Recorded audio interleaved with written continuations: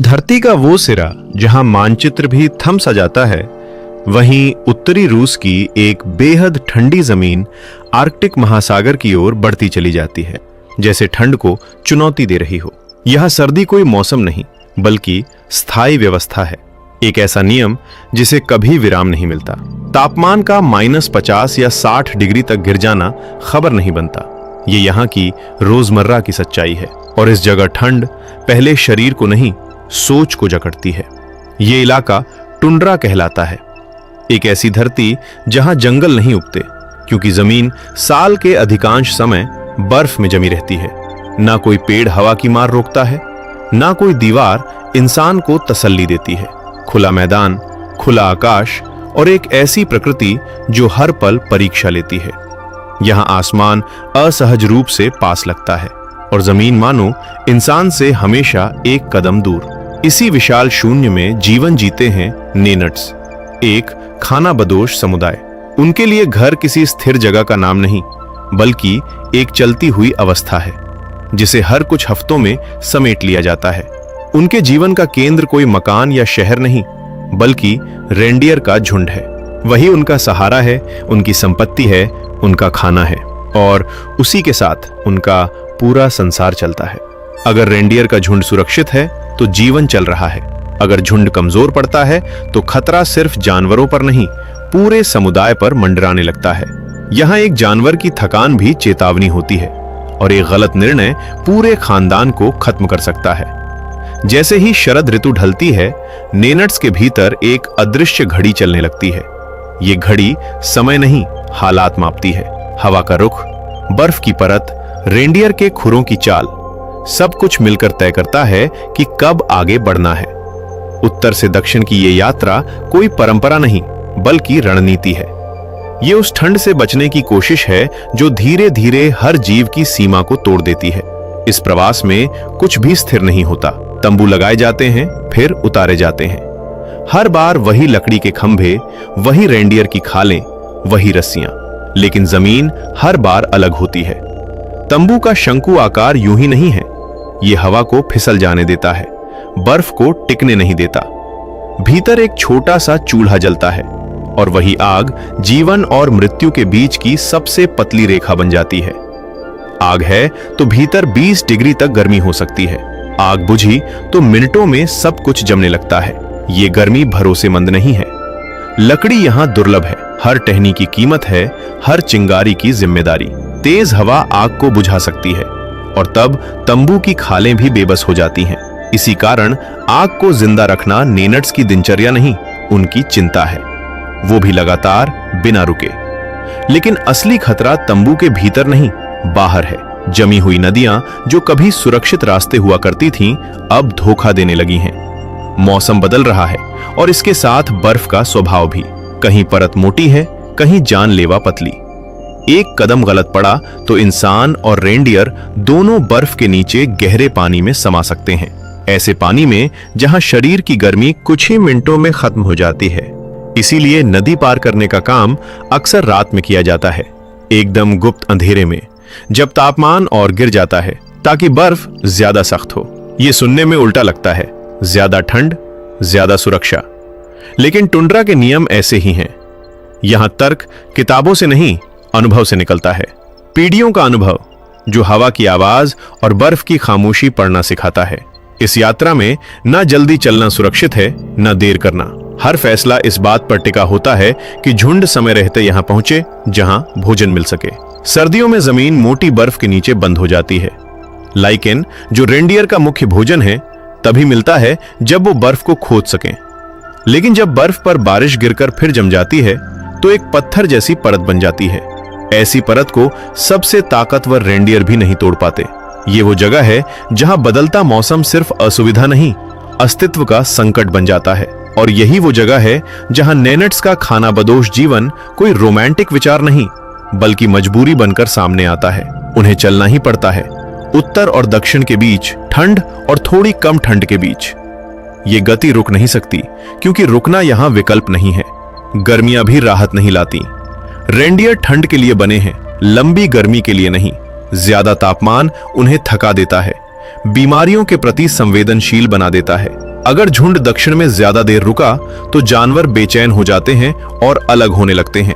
इसलिए नेनट्स को फिर उत्तर की ओर बढ़ना पड़ता है, जहां ठंडी हवाएं और मौसमी चराई उनका इंतजार करती है। इस निरंतर गति ने उनके समाज को भी आकार दिया है। नेनट्स बड़े गांवों में नहीं रहते, वो छोटे छोटे पारिवारिक समूहों में बटे होते हैं, जिनके बीच किलोमीटरों की दूरी हो सकती है। ये दूरी अलगाव नहीं बल्कि जरूरत है। टुंड्रा के संसाधन इतने नहीं कि सब एक जगह टिक सकें। हर समूह का अपना रास्ता, अपना समय और अपनी गति होती है, जो झुंड की हालत और जमीन की स्थिति से तय होती है।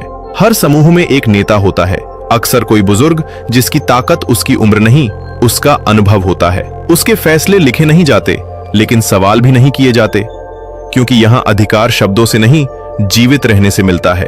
एक गलत निर्णय पूरे समूह को खत्म कर सकता है और सही निर्णय सबको एक और सर्दी पार करा सकता है।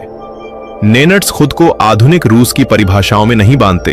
उनके लिए यामाल कोई प्रशासनिक नक्शा नहीं, बल्कि एक जीवित स्मृति है, पूर्वजों के रास्तों की, उन झुंडों की और उन रातों की जहां आग की लौ ने अंधेरे को थोड़ी देर के लिए रोका था। यहां समय घड़ी से नहीं मापा जाता। दिन तब शुरू होता है जब हवा अनुमति देती है और खत्म तब होता है जब हालात थकने को मजबूर कर दें। अगर रोशनी है लेकिन हवा खतरनाक है तो कोई बाहर नहीं जाता। अगर अंधेरा है लेकिन बर्फ स्थिर है तो काम शुरू हो सकता है। नेनट समय को नियंत्रित नहीं करते, वो उसके साथ चलते हैं। इसी सोच ने उन्हें न्यूनतमवाद सिखाया है, लेकिन किसी दर्शन के रूप में नहीं, बल्कि नियम के रूप में। हर वस्तु को अपनी उपयोगिता साबित करनी होती है। जो बेकार है वो पीछे छूट जाता है। हल्का सामान तेज यात्रा है और तेज यात्रा का मतलब है ज्यादा सुरक्षा। यामाल की ये दुनिया बाहर से देखने पर खाली लगती है, लेकिन इस खालीपन में भरोसा है, एक दूसरे पर और उन नियमों पर जो लिखे नहीं गए लेकिन हर सांस के साथ याद रखे जाते हैं। इस सर्द धरती पर जीवन किसी एक इंसान की हिम्मत से नहीं चलता, ये चलता है उस चुप सहयोग से जो बिना शब्दों के समझा जाता है। यही यामाल की सच्चाई है और ये कहानी अभी शुरू ही हुई है। यही यामाल की सच्चाई है और इसी सच्चाई के भीतर एक और परत है जो बाहर से देखने वालों को सबसे ज्यादा असहज करती है, जो है भोजन। यहाँ भोजन स्वाद या पसंद का विषय नहीं है, ये शरीर को जीवित रखने के लिए की जाने वाली सटीक गणना है, जो तय करती है कि शरीर चलता रहेगा या रुक जाएगा। जमीन जमी हुई है, महीनों तक कुछ उगता नहीं। यहाँ हरियाली जब पूरी तरह समाप्त हो जाती है तो ऐसे में नेनट्स का जीवन मांस पर आकर टिक जाता है, वो भी रेंडियर के मांस पर। वही जानवर जो उनको यात्रा कराता है, जिसकी खाल उन्हें ठंड से बचाती है और जिसका कच्चा मांस उनके भीतर जाकर सिर्फ सांसें ही नहीं चलाता, बल्कि इस बर्फीले वीराने में उनको चलने की ऊर्जा भी देता है। बाहर की दुनिया को सबसे ज्यादा झटका तब लगता है जब वो देखती है कि मांस हमेशा पकाया नहीं जाता। कई बार रेंडियर के कटते ही जब उसका मांस अभी भी गर्म होता है, उसे खा लिया जाता है। ये कोई सनक नहीं है, ना ही क्रूरता, ये ठंड के खिलाफ विकसित हुई एक समझ है। अत्यधिक ठंड में खाना पकाने में समय और ईंधन दोनों लगते हैं और यहाँ दोनों ही सीमित हैं। इसके अलावा पकाने की प्रक्रिया में कुछ ऐसे पोषक तत्व नष्ट हो जाते हैं जिनकी इस वातावरण में कोई भरपाई नहीं हो सकती। कच्चा मांस शरीर को तुरंत ऊर्जा देता है, वसा देता है और भीतर से गर्मी पैदा करता है, ताकि इंसान इस बर्फीले संसार में चल पाता रहे। ये भोजन और मृत्यु के बीच की दूरी को लगभग खत्म कर देता है। जानवर और इंसान के बीच कोई झूठा पर्दा नहीं रहता। नेनट्स के बच्चे बहुत जल्दी समझ जाते हैं कि जीवन किसी सुपरमार्केट की शेल्फ से नहीं आता, वो एक सांस लेते हुए प्राणी यानी रेंडियर से आता है और उसकी एक कीमत होती है। इस समझ में कोई भाषण नहीं है, कोई नैतिक बहस नहीं है, बस एक शांत कठोर तथ्य है। अगर ये जानवर नहीं होगा तो हम नहीं होंगे। पानी यहाँ उतना ही कठिन प्रश्न है जितना भोजन। सर्दियों में नदियां पत्थर बन जाती हैं, कुएं नहीं होते। हर दिन पानी बर्फ से पैदा किया जाता है, बड़े बर्तनों में बर्फ डाली जाती है, आग पर पिघलाई जाती है, फिर उबाली जाती है और फिर भी एक पूरा बर्तन बहुत कम पानी देता है, इसलिए हर बूंद गिनी जाती है। नहाना दुर्लभ हो जाता है। शरीर को गीला करना खतरा बन सकता है, क्योंकि गीलापन गर्मी का दुश्मन है। यहाँ स्वच्छता की परिभाषा अलग है। कपड़े धोए नहीं जाते, सुखाए जाते हैं, बर्फ से पीटे जाते हैं, हवा में जमाए जाते हैं। प्राथमिकता साफ दिखने की नहीं, सूखा रहने की होती है। गीले कपड़े कुछ ही घंटों में शरीर को तोड़ सकते हैं, इसलिए 4 से 6 परतों में कपड़े पहने जाते हैं। अंदर की परत नमी खींचती है, बीच की परत गर्मी रोकती है और बाहर की परत हवा को रोकती है। जूते, दस्ताने, टोपी, सब कुछ इसी तर्क पर चलता है। रात यहाँ आराम नहीं देती, नींद भी एक तरह की ड्यूटी बन जाती है। तंबू के भीतर सब लोग आग के पास सिमटते हैं, बुजुर्ग और बच्चे सबसे करीब, क्योंकि उनकी गर्मी सबसे जल्दी जाती है। महिलाएं अक्सर हल्की नींद लेती हैं। आग की हर हल्की सी कमजोरी को सबसे पहले वही महसूस करती हैं। अगर आग बुझ जाए तो भीतर का तापमान बहुत जल्दी 0 से नीचे चला जाता है। इसलिए यहाँ जूते पहनकर सोना अजीब नहीं, अनिवार्य है। पैर ठंडे पड़े तो पूरा शरीर हार मानने लगता है। तूफानों की रातें और भी कठोर होती हैं। हवा तंबू को झकझोरती है, बर्फ छोटे छोटे सुराखों से भीतर घुसाती है। ऐसी रातों में लोग पूरी तरह कपड़े पहनकर सोते हैं, ताकि अगर अचानक बाहर निकलना पड़े तो तैयार रहें। यहाँ नींद बेहोशी नहीं है, ये सतर्कता के साथ किया गया समझौता है।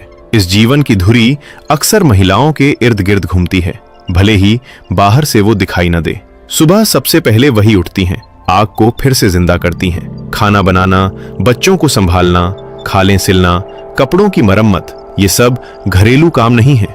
यहाँ ये जीवन रक्षक प्रक्रियाएं हैं। अगर सिलाई में एक छोटा सा छेद रह गया तो वही छेद तेज हवा में मौत का रास्ता बन सकता है। प्रवास के समय पुरुष रेंडियरों और स्लेज को तैयार करते हैं। स्लेज बर्फीले इलाकों में चलने वाली बिना पहियों की गाड़ी होती है, जिसे रेंडियर खींचते हैं और सामान ले जाने में इस्तेमाल किया जाता है। महिलाएं तंबू समेटती हैं। हर रस्सी, हर खाल, हर बर्तन को ठीक उसी जगह रखना होता है जहां उसका संतुलन बना रहे। एक गलत वजन, एक गलत गांठ या एक छोटा सा गलत काम और यात्रा धीमी या खतरनाक हो सकती है। निर्णय भले पुरुष लें, लेकिन उन निर्णयों को संभव बनाने का भार महिलाओं पर होता है। नेनट्स खाना बदोश जनजाति में महिलाएं अक्सर रात के समय पुरुषों को अपने साथ रहने के लिए आमंत्रित करती हैं। इसका उद्देश्य ठंड से बचाव करना और आपसी संबंधों के माध्यम से जनजाति की निरंतरता बनाए रखना होता है। यहाँ बच्चे इसी माहौल में बड़े होते हैं। स्कूल की घंटी नहीं, कोई अलार्म नहीं, बल्कि हवा की आवाज उनके दिन की शुरुआत तय करती है। छोटी उम्र से ही वो सीखते हैं कि बर्फ को कैसे पढ़ना है और जानवरों को कैसे समझना है। खेल भी कठोर होता है, बर्फ पर दौड़ना, गिरना, फिर उठना। शरीर ठंड के साथ समझौता करना सीख लेता है, लेकिन एक मोड़ आता है जब नेनज बच्चों की उम्र 6-7 साल की होती है तो हेलीकॉप्टर आता है और उन्हें बोर्डिंग स्कूल ले जाता है। वहां कमरे गर्म होते हैं, सब कुछ तय समय पर होता है और भाषा भी बदल जाती है। बच्चे पढ़ना लिखना सीखते हैं, गणित सीखते हैं, लेकिन हवा पढ़ना या पतली बर्फ पहचानना नहीं सीख पाते। जब छुट्टियों में वो घर लौटते हैं तो कई बार तंबू की ठंड उन्हें अजनबी लगती है। माता पिता चुपचाप देखते रहते हैं। शिक्षा जरूरी है, लेकिन इस जीवन में उसकी कोई कीमत नहीं।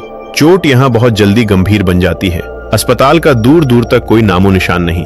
विकल्प में कोई स्थायी या आसान चिकित्सा सुविधा नहीं। जरूरी मदद सबसे पहले परिवार के भीतर दी जाती है। खाल से पट्टी बांधना, लकड़ी से सहारा देना और चर्बी से शरीर को गर्म रखना, ये असली इलाज नहीं है, बल्कि बीमार व्यक्ति के लिए भगवान से थोड़ा और समय खरीदने का तरीका है। बस इतना कि घायल व्यक्ति को मदद मिलने तक जीवित रखा जा सके। कभी कभी मदद पहुंच जाती है, कभी नहीं, और कई बार परिवार को कठिन फैसला लेना पड़ता है, किसे आगे ले जाया जा सकता है और किसे नहीं। मृत्यु यहाँ कोई अचानक आने वाला अजनबी नहीं, वो एक परिचित संभावना है। सर्दियों में जमीन इतनी सख्त होती है कि दफनाना संभव नहीं। शरीर को मौसम बदलने तक सुरक्षित रखना पड़ता है। इसमें कोई नाटकीयता नहीं, कोई शोर नहीं। जीवन फिर आगे बढ़ता है, रेंडियर के साथ, यात्रा के साथ। और इसी आगे बढ़ने में सबसे गहरी बात छुपी है। नेनट्स का जीवन किसी महान दर्शन से नहीं चलता, वो चलता है एक साधारण लेकिन कठोर स्वीकार्यता से कि इंसान प्रकृति का मालिक नहीं, उसका मेहमान है और मेहमान को नियम मानने पड़ते हैं। शायद इसीलिए उनकी दुनिया हमें परेशान करती है, क्योंकि वहां हर चीज का हिसाब है, भोजन का, गर्मी का, समय का और जीवन का भी। कोई अतिरिक्त नहीं, कोई भ्रम नहीं, सिर्फ वही जो जरूरी है। अब सवाल ये नहीं है कि हम नेनट्स की तरह जी सकते हैं या नहीं। सवाल ये है कि हमारी अपनी जिंदगी में कितना कुछ है जो सिर्फ सुविधा है और कितना कुछ सच में आवश्यक। अगर कल सब छिन जाए, जैसे सड़कें, दुकानें, मोबाइल, बिजली और आराम, तो क्या हमें पता होगा कि जीने के लिए क्या बचाना है और क्या नहीं? इस सवाल पर चुप मत रहिए, नीचे लिखिए, क्योंकि आपका जवाब शायद ये बताए कि आप कितने तैयार हैं और कितने नहीं। जाने से